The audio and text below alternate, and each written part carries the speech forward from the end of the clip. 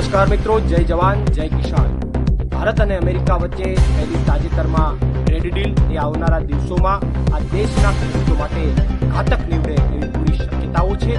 કારણ કે અમેરિકાના એગ્રીકલ્ચર સેક્રેટરીએ એવું જણાવ્યું છે કે અમેરિકાના ખેડૂતો માટે મોટી બજાર ખુલી ગઈ છે.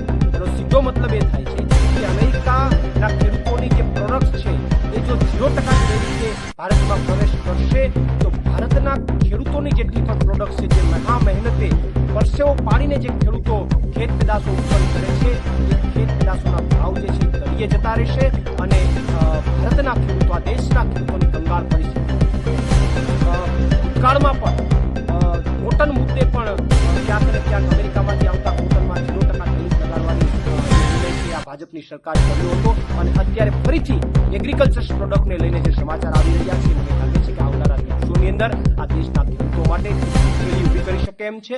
અને આખી ટ્રેડ ડીલને ભારતમાંથી કોઈ પ્રોડક્ટ અમેરિકામાં જાય તો 18% ટેરિફ, અને અમેરિકામાંથી કોઈ પ્રોડક્ટ ભારતમાં આવે 9% ટેરિફ.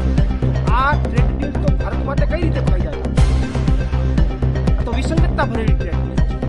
આ ટ્રેડ ડીલની અંદર તો હું તો એવું માનું છું કે ક્યાંક ને ક્યાંક ભાજપ સરકારે આવી ટ્રેડ ડીલ કરી અને આખા દેશને ખતરામાં મૂકવાનું કામ કર્યું હોય.